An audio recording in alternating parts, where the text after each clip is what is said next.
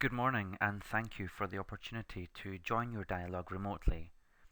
My name is Daniel Gallagher, and I work with the Adaptation Fund Board Secretariat in Washington, D.C. This short presentation will give an overview on the Adaptation Fund resources, how those can be accessed, and how those can be utilized in the broader context of adaptation planning and implementation of concrete measures. The Adaptation Fund was established under the Kyoto Protocol with a specific aim in assisting developing country parties that are particularly vulnerable to the adverse effects of climate change. Since becoming operational in 2010, the Fund has fully operationalized the direct access modality for adaptation finance. It has approved $226 million in grant funding for adaptation initiatives in 34 countries and endorsed 9 concepts leading to fully developed proposals in a further 6 countries. The fund uses a performance-based annual disbursement method which ensures accountability and a focus on results. These measures and others taken by the Adaptation Fund Board has resulted in the fund being ranked number 1 for transparency among climate funds, assessed by the International Aid Transparency Index in 2012. In terms of governance, the Adaptation Fund Board is managed by a board which is made up of 16 members and 16 alternate members, wherein the majority are from developing countries. In terms of institutional arrangements, the Adaptation Fund Board reports to the CMP and is serviced by an interim trustee, which is the World Bank, and an interim secretariat, which is the GEF. As for resources, the Adaptation Fund is financed by a combination of voluntary contributions from countries and a global levy of 2% on sales of certified emission reductions. Over the recent years, the price of CERs has decreased significantly, making voluntary contributions more important as a main revenue stream for the fund. Income from CERs amounts to $190 million and the fund has approved a total of $226 million for concrete adaptation activities.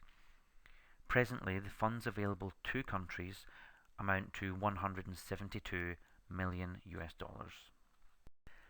As for accessing these resources, developing countries can access project and program funds through accredited national, regional, or multilateral implementing entities.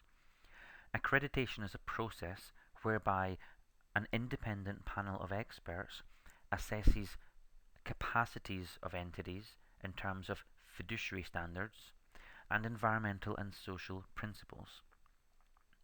16 countries have thus far achieved the status of having a national implementing entity accredited, and those are shown in the map below. Additionally, there are 4 regional implementing entities and 11 multilateral implementing entities. One of the particularly interesting features of the Adaptation Fund is the direct access modality. Direct access gives countries a new opportunity to take full responsibility over implementation of their own adaptation priorities.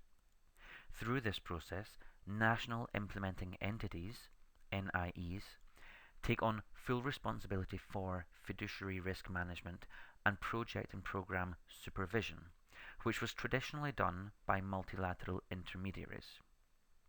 This process, we have seen, prepares countries for accessing other funds directly, such as the Green Climate Fund, and builds upstream capacity building through a process of learning by doing. We have also seen that this process results in a reduced lag time from approval of project to its implementation. Generally, NIEs have been able to go through this process faster than multilateral implementing entities.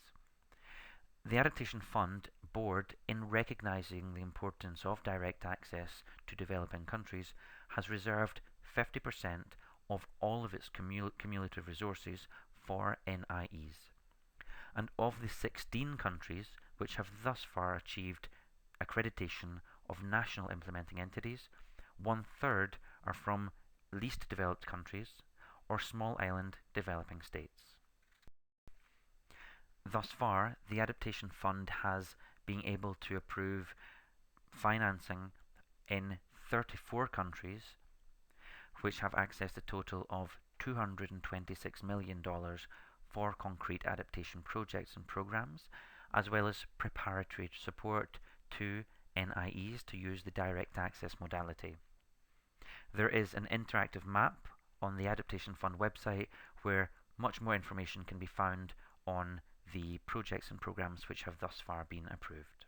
Now let's take a more specific look at what kind of activities are eligible for Adaptation Fund resources. In responding to its mandate from the CMP, the Adaptation Fund finances projects and programs whose explicit aim is to adapt and increase climate resilience. These activities have to be concrete adaptation, with visible and tangible impacts on the ground, which deliver benefits to the most vulnerable communities. These same communities are expected to participate in a consultative process during project preparation. The Adaptation Fund Board has not prescribed any sectors or approaches, giving freedom to developing countries to design proposals within their particular country circumstances. And all developing countries are eligible for up to $10 million in grant finance, including $30,000 for project formulation support for NIEs through the direct access modality. And finally, all least developed countries can use Adaptation Fund resources to contribute to their NAP processes within the broader context of adaptation planning and implementation.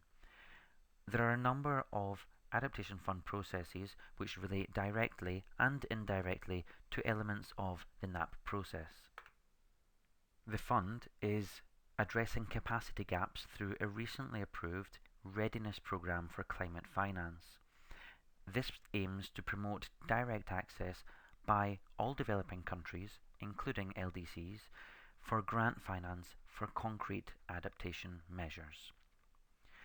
Through Adaptation Fund processes, we expect a clear stakeholder engagement and consultation for every single project and programme intervention. And through the direct access modality, countries have benefited from institutional strengthening and strengthening of their regulatory frameworks, which is beneficial in the long term for accessing and managing climate finance.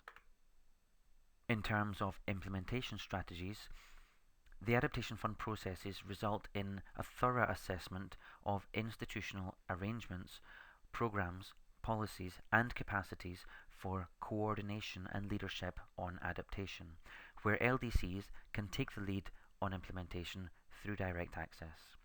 And finally, in terms of reporting and review, the Adaptation Fund Results Framework provides thorough guidance on reporting, monitoring and evaluation requirements for adaptation planning, learning and accountability. That concludes this short video presentation. Please feel free to email the Secretariat at the email address on screen for further information about accessing Adaptation Fund resources.